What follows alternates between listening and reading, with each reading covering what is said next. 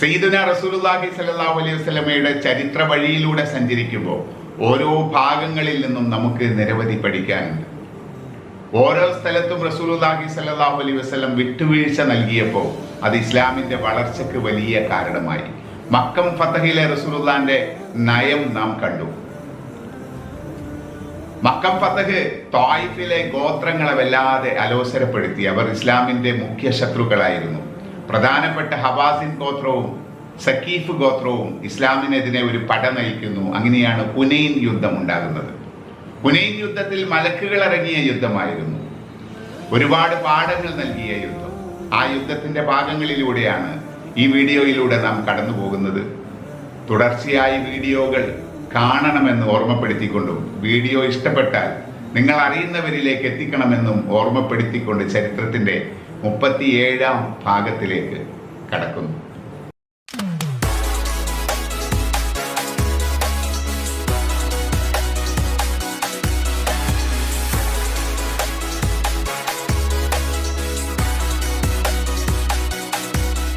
Mecca വിജയം പൂർത്തിയായപ്പോൾ നബി സല്ലല്ലാഹു അലൈഹി വസല്ലമയും സ്വഹാബികളും മദീനയിലേക്ക് തിരിച്ചു. ത്വായിഫിലെ 2 ഗോത്രങ്ങളുണ്ട്, ഹവാസിൻ ഗോത്രവും സക്കീഫ് ഗോത്രവും. ഇസ്ലാമിൻ്റെ കഠിന ശത്രുക്കൾ. പ്രവാചകനെയും അനുയായികളെയും തുടച്ചു നീക്കണമെന്നാണ് അവരുടെ മോഹം. എങ്ങനെ കഴിയും? ആ ചോദ്യം അവരെ വല്ലാതെ വിഷമിപ്പിച്ചു. കേൾക്കുന്ന വാർത്തകളൊന്നും സന്തോഷകരമല്ല. പ്രവാചകനും അനുയായികളും മക്കയിൽ പ്രവേശിച്ചു. കഅബാലയം പ്രദക്ഷിണം ചെയ്തു. അവിടെ ബാങ്ക് മുഴങ്ങി നിസ്കാരം നിർവഹിച്ചു. ത്വായിഫിൽ ഒഴുകിയെത്തിയ വാർത്തകളാണ് ഇതെല്ലാം. വാർത്തകൾ കേട്ട് ഹവാസിൻ ഗോത്രക്കാരും സക്കീഫ് ഗോത്രക്കാരും രോഷാകുലരായി തീർന്നു. അപ്പോൾ കൂടുതൽ വാർത്തകൾ വരാൻ തുടങ്ങി. ഇസ്ലാം മതം സ്വീകരിച്ചവരെ ക്രൂരമായി മർദ്ദിച്ച നിരവധി പേർ പ്രവാചകരുടെ മുമ്പിൽ ബന്ധസ്ഥരായി കൊണ്ടുവരപ്പെട്ടു. പ്രവാചകൻ പ്രതികാരം ചെയ്യുമെന്ന് അവർ കരുതി. മരണം കൺമുമ്പിൽ കണ്ട നേരം അപ്പോൾ പ്രവാചകരുടെ കൽപ്പന വന്നു: നിങ്ങൾ സ്വതന്ത്രരാണ്. നിങ്ങൾക്കെതിരെ ഇന്നത്തെ ദിവസം യാതൊരു പ്രതികാര നടപടിയും സ്വീകരിക്കുന്നതല്ല. നിങ്ങൾക്ക് പിരിഞ്ഞു പോകാം. പ്രവാചകരുടെ ഈ നടപടി മക്കക്കാരെ ഞെട്ടിച്ചു. എന്തൊരു ഔദാര്യം, എന്തൊരു വിശാല മനസ്കത! ഇത് കാരുണ്യത്തിൻ്റെ പ്രവാചകൻ തന്നെ. ഇതോടെ മക്കക്കാർ കൂട്ടത്തോടെ ഇസ്ലാം മതം സ്വീകരിക്കാൻ തുടങ്ങി. മക്ക ഇപ്പോൾ ഇസ്ലാമിൻ്റെ കേന്ദ്രമായിരിക്കുന്നു. ഇതൊക്കെയാണ് ത്വായിഫിൽ കിട്ടിയ ഒടുവിലത്തെ വാർത്തകൾ. ഹവാസിൻ ഗോത്ര നേതാക്കളും സക്കീഫ് ഗോത്ര നേതാക്കളും ഒന്നിച്ചിരുന്ന് ചർച്ച നടത്തി. ഇസ്ലാമിനെ തകർക്കണം, യുദ്ധം ചെയ്ത് നശിപ്പിക്കണം, ഇസ്ലാമിൻ്റെ ശത്രുക്കളെയെല്ലാം സഹകരിപ്പിക്കണം. അതായിരുന്നു അവരുടെ തീരുമാനം. കാര്യങ്ങൾ തീരുമാനിക്കാൻ ഒരു നേതാവിനെ തെരഞ്ഞെടുത്തു. മാലിക് ബിൻ ഔഫ്, അതായിരുന്നു അവർ തെരഞ്ഞെടുത്ത നേതാവിൻ്റെ പേര്. നെല്ലർ വംശക്കാരനാണ്. നെല്ലർ, ജൂഷം, ബനു സഅദ് എന്നീ ഗോത്രക്കാരും യുദ്ധത്തിൽ പങ്കെടുക്കും. ജൂഷം ഗോത്രത്തിലെ വലിയ കാരണവരായിരുന്നു ദുറൈദ് ബിനു സിമ്മ, പ്രായം ചെന്ന വൃദ്ധൻ, എന്നാൽ മികച്ച യുദ്ധതന്ത്രജ്ഞൻ. യുദ്ധരംഗത്തേക്ക് യോദ്ധാക്കൾ മാത്രം പോയാൽ പോരാ, തങ്ങളുടെ ഭാര്യമാരെയും കുട്ടികളെയും കൊണ്ടുപോകണം. നേതാവായ മാലിക് ബിൻ ഔഫ് പ്രഖ്യാപിച്ചു. ദുറൈദ് ആ നിർദ്ദേശത്തെ എതിർത്തു. യുദ്ധത്തിൽ തോറ്റുപോയാൽ നമ്മുടെ സ്ത്രീകളും കുട്ടികളും മുസ്ലിങ്ങളുടെ കയ്യിൽ അടിമകളായി തീരും. യുദ്ധം ചെയ്ത് വിജയം വരിക്കാൻ പുരുഷന്മാർ മതി, ദുറൈദ് പ്രഖ്യാപിച്ചു. ആ പ്രഖ്യാപനം അധികമാരും സ്വീകരിച്ചില്ല. മാലിക് ബിൻ ഔഫിൻ്റെ നിർദ്ദേശമാണ് സ്വീകരിക്കപ്പെട്ടത്. യുദ്ധത്തിനുള്ള വൻ സന്നാഹങ്ങൾ തുടങ്ങി. നിരവധി ഗോത്രങ്ങൾ മുന്നണിയിൽ വന്നുകൊണ്ടിരുന്നു. വിപുലമായ സൈന്യം. സ്ത്രീകളും കുട്ടികളും അവരോടൊപ്പം പുറപ്പെട്ടു. കന്നുകാലികളെയും കൂടെ കൊണ്ടുപോകുന്നു.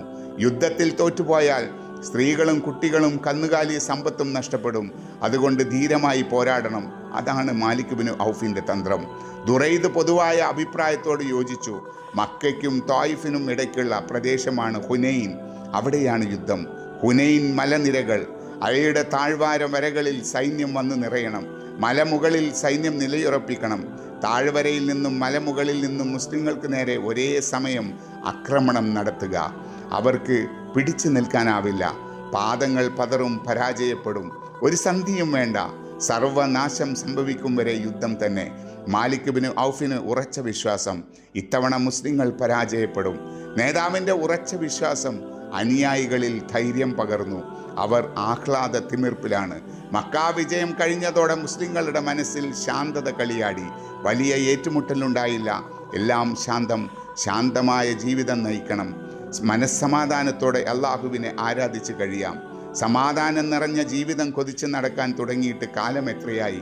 മക്കയിൽ സമാധാനത്തോടെ ജീവിക്കാനായില്ല. അതുകൊണ്ട് ജന്മനാട് വിടേണ്ടി വന്നു. മദീനയിൽ സ്വൈരജീവിതം നയിക്കാനാകുമെന്ന് കരുതി ജൂതന്മാരുമായി സമാധാന കരാറുണ്ടാക്കി. അപ്പോഴാണ് ഖുറൈശികൾ തങ്ങളെ നശിപ്പിക്കാൻ വേണ്ടി യുദ്ധത്തിനൊരുങ്ങിയത്. അങ്ങനെ ബദർ യുദ്ധം നടന്നു. പിന്നെ എത്രയെത്ര യുദ്ധങ്ങൾ. അലട്ടലില്ലാത്ത ജീവിതം സ്വപ്നമായി മാറി. ഇപ്പോൾ മക്ക പട്ടണം ജയിച്ചടക്കി. 2000-ഓളം പേർ ഇസ്ലാം മതം സ്വീകരിച്ചു. ഇനി ശാന്തിയുടെ നാളുകളാണ്. പെട്ടെന്നൊരു യുദ്ധം വേണ്ടയായി വരില്ല. ഏറെ നാൾ കൊതിച്ച സമാധാനം ഇതാ സമാഗതമായിരിക്കുന്നു. അപ്പോഴാണ് ആ വാർത്ത വന്നത്. ഹുനൈനിൽ പടയൊരുക്കം. ഇസ്ലാം മതത്തെ തകർത്തു തരിപ്പണമാക്കാൻ ശത്രുക്കൾ വരുന്നു. യുദ്ധത്തിൻ്റെ ആരവം. സമാധാനം കൊതിച്ചവർക്ക് മനോവിഷമം. ശാന്തിയുടെ നാളുകൾ ഇനിയും അകലെ. മക്കയിലേക്ക് വന്ന 10,000 മുസ്ലിങ്ങൾ, പുതുതായി ഇസ്ലാം മതം സ്വീകരിച്ച 2,000 പേർ, 12,000 പേരുടെ മുസ്ലിം സൈന്യം. മുഹാജിറുകളുടെ നേതാവായി തെരഞ്ഞെടുക്കപ്പെട്ടത് അലി റളിയല്ലാഹു അൻഹു ആയിരുന്നു. മുഹാജിറുകളുടെ പതാക അദ്ദേഹത്തിൻ്റെ കൈവശമായിരുന്നു. ഔസ് ഗോത്രത്തിൻ്റെ പതാക വഹിച്ചിരുന്നത് ഉബൈദ് റളിയല്ലാഹു അൻഹു ആയിരുന്നു. ഗസ്രജുകാരുടേത് ഖുബാബ് റളിയല്ലാഹു അൻഹു വഹിച്ചു. ഖാലിദ് ബിനുൽ വലീദ് റളിയല്ലാഹു അൻഹു ആയിരുന്നു സൈന്യത്തിൻ്റെ നായകൻ. മുസ്ലിം സൈന്യം നീങ്ങുകയാണ്. എന്തൊരു വലിയ സൈന്യം! ഇത്രയും അംഗബലമുള്ള ഒരു സൈന്യത്തെ ഒരുക്കാൻ ഇതിനു മുമ്പ് കഴിഞ്ഞിട്ടില്ല. ഈ സൈന്യത്തെ തോൽപ്പിക്കാൻ ആർക്ക് കഴിയും? ചിലരുടെ മനസ്സിൽ അങ്ങനെ തോന്നി, ചിലരുടെ സംസാരത്തിലും അങ്ങനെ വന്നുപോയി. ഒരു സത്യവിശ്വാസിയുടെ മനസ്സിൽ അങ്ങനെയൊരു ചിന്ത വന്നുകൂടാ. അത്തരം വാക്കുകൾ പറയാൻ പാടില്ല. ഇത്ര വലിയ സൈന്യത്തെ സജ്ജമാക്കാൻ കഴിഞ്ഞത് അള്ളാഹുവിൻ്റെ അനുഗ്രഹമാണ്. വിജയവും പരാജയവും നൽകുന്നത് അവനാകുന്നു. എല്ലാം അവനിൽ സമർപ്പിക്കുക. മനുഷ്യൻ അവൻ്റെ കടമകൾ പൂർണ്ണമായി നിർവഹിക്കണം. എല്ലാം അള്ളാഹുവിൽ ഭരമേൽപ്പിക്കുക. പ്രാർത്ഥിക്കണം. വിജയം തരുന്നത് അള്ളാഹുവാണ്. അഹങ്കാരത്തിൻ്റെ ഒരംശം പോലും സത്യവിശ്വാസിയുടെ മനസ്സിൽ കടന്നു വരാൻ പാടില്ല. സത്യവിശ്വാസി വിനീതനായിരിക്കണം. വിശ്വാസം വേണ്ടത്ര ദൃഢമാകാത്ത ചിലർക്കാണ് ആ തോന്നൽ വന്നുപോയത്. ഒരു പകൽ അവസാനിക്കുകയാണ്. സൂര്യൻ പടിഞ്ഞാറൻ കുന്നുകൾക്കപ്പുറം പോയി മറഞ്ഞു. ഇരുട്ടിൻ്റെ നേർത്ത ആവരണം ഹുനൈൻ താഴ്വരകളെ പൊതിഞ്ഞു. അന്നേരം മുസ്ലിം സൈന്യം ഹുനൈൻ താഴ്വരയിലേക്ക് അതിവേഗം മുന്നേറിക്കൊണ്ടിരിക്കുകയായിരുന്നു. ദീർഘയാത്ര, അതിൻ്റെ ക്ഷീണം എല്ലാം അവർ അവഗണിച്ചു. ഇരുട്ടും മുമ്പേ ഹുനൈൻ താഴ്വരയിലെത്തണം. ഹുനൈൻ മലനിരകൾ അവ്യക്തമായി കാണാം. വൻ സൈന്യം താഴ്വരയിലെത്തി. വാഹനങ്ങളിൽ നിന്നിറങ്ങി തമ്പുകൾ സ്ഥാപിക്കണം. ആഹാരം വേണം. നിസ്കരിക്കണം, വിശ്രമിക്കണം. തിരക്കിട്ട ജോലികളിൽ വ്യാപ്തരായി തമ്പുകൾ ഇരുന്നു. ഇരുട്ടിൻ്റെ കട്ടി കൂടി. ഹുനൈൻ താഴ്വര. പ്രഭാതം പൊട്ടിവിടരുകയാണ്. മുസ്ലിങ്ങൾ നേരത്തെ ഉണർന്നു. പ്രഭാത കർമ്മങ്ങൾ നിർവഹിച്ചു. സുബഹി നിസ്കരിച്ചു. അരണ്ട വെളിച്ചം.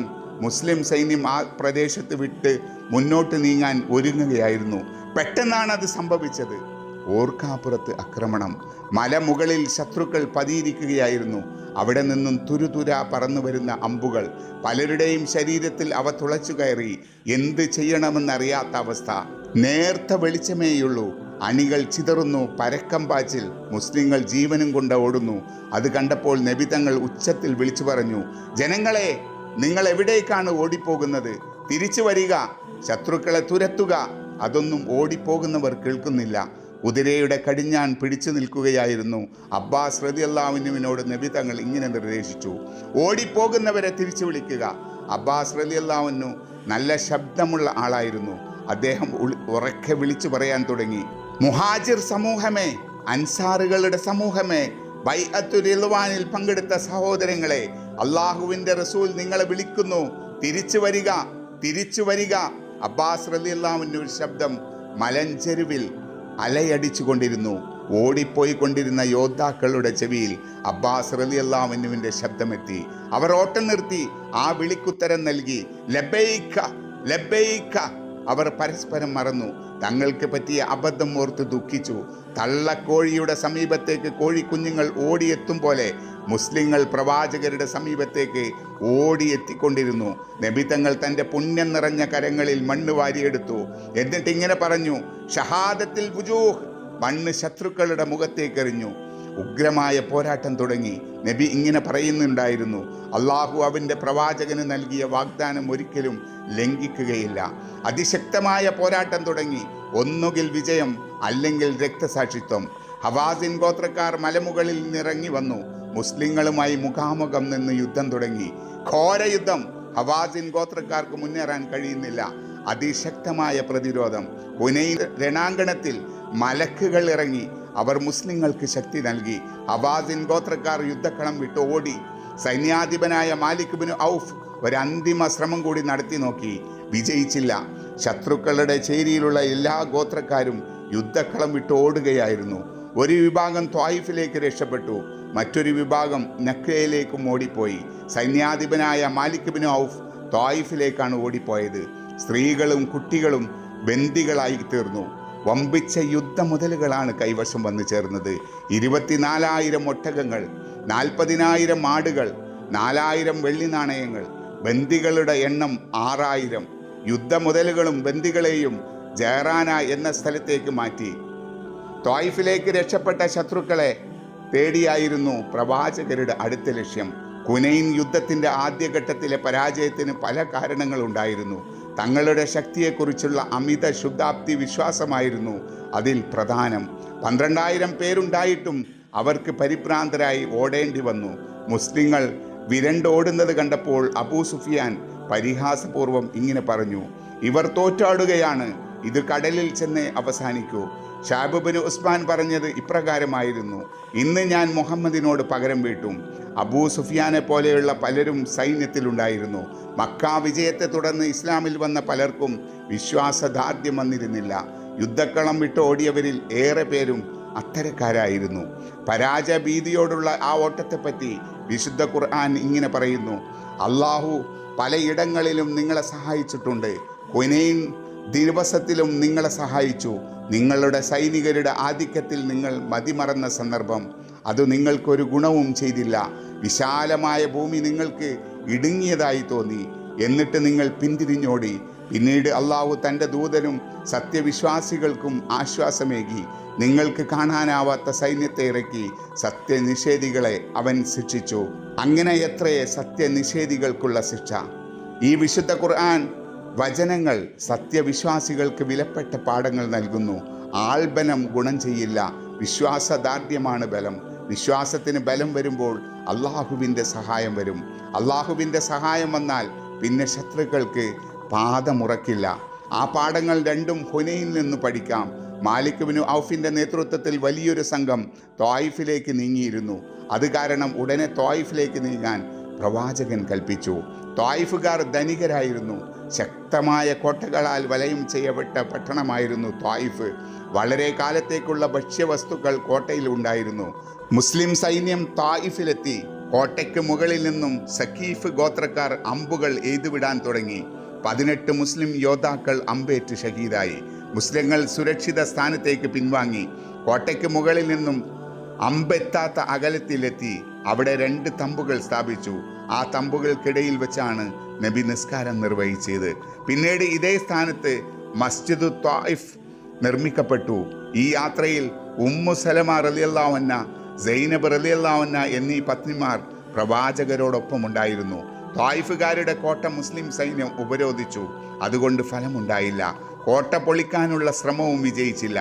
തനിക്ക് കീഴടങ്ങുന്നവർക്ക് മോചനമുണ്ടെന്ന് നബി തങ്ങൾ പ്രഖ്യാപിച്ചു. 20ഓളം ആളുകൾ മാത്രമാണ് ഈ വ്യവസ്ഥ അനുസരിച്ച് കീഴടങ്ങിയത്. ഉപരോധം കൊണ്ട് ഫലമില്ല. ദീർഘകാലം അവർക്ക് കോട്ടയിൽ കഴിയാൻ പറ്റും. അത്രക്ക് ഭക്ഷ്യവസ്തുക്കളുണ്ട്. യുദ്ധം നിരോധിക്കപ്പെട്ട മാസം വരുന്നു. ഇനിയും യുദ്ധം തുടർന്നാൽ മുസ്ലിങ്ങളുടെ ക്ഷമ നശിക്കും. അങ്ങനെ പല കാര്യങ്ങൾ പരിഗണിച്ച് യുദ്ധം മാറ്റിവെച്ചു. ദുൽഖഅദ് മാസം 1 നബി തങ്ങളും അനുയായികളും മക്കയിലേക്ക് മടങ്ങി. മക്കയിലേക്കുള്ള മാർഗമധ്യേ ജഹറാനയിൽ ഇറങ്ങി. യുദ്ധമുതലുകൾ അവിടെ വെച്ച് വിതരണം ചെയ്യപ്പെട്ടു. സമീപകാലത്ത് ഇസ്ലാമിലേക്ക് വന്നവർക്കെല്ലാം വമ്പിച്ച തോതിൽ യുദ്ധമുതലുകൾ ലഭിച്ചു. അവരുടെ മനസ്സിനെ ഇസ്ലാമിലേക്ക് കൂടുതൽ അടുപ്പിക്കാൻ ഇത് കാരണമായി. സയ്യിദുനാ റസൂലുള്ളാഹി സ്വല്ലല്ലാഹു അലൈഹി വസല്ലമയുടെ ചരിത്രത്തിന്റെ 37ാം ഭാഗം ഇവിടെ അവസാനിക്കുകയാണ്. ചരിത്രം ഇനിയും തുടരുകയാണ്. മക്കം ഫതഹിന് ശേഷം ഹുനൈൻ യുദ്ധം ഈ വീഡിയോയിലൂടെ നാം ചർച്ച ചെയ്തു. അത് കഴിയുമ്പോഴാണ് വീണ്ടും ഒരു യുദ്ധം. മദീന കടുത്ത ക്ഷാമത്തിലേക്ക് വരുന്ന സമയത്ത് വീണ്ടും അതും ലോകശക്തികളോട്, റോമൻ സാമ്രാജ്യത്തോട് നടക്കുന്ന യുദ്ധം, തബൂക്ക് യുദ്ധം. ആ യുദ്ധവുമായി ബന്ധപ്പെട്ട ഭാഗങ്ങളാണ് അടുത്ത വീഡിയോയിലൂടെ നമുക്ക് ചർച്ച ചെയ്യാനുള്ളത്. തൽക്കാലം നിങ്ങളോട് വിട പറയുന്നു. ചരിത്രത്തിൻ്റെ 38-ാം ഭാഗവുമായി അടുത്തയാഴ്ച ഇൻഷാ അല്ലാഹ് നമുക്ക് വീണ്ടും കാണാം.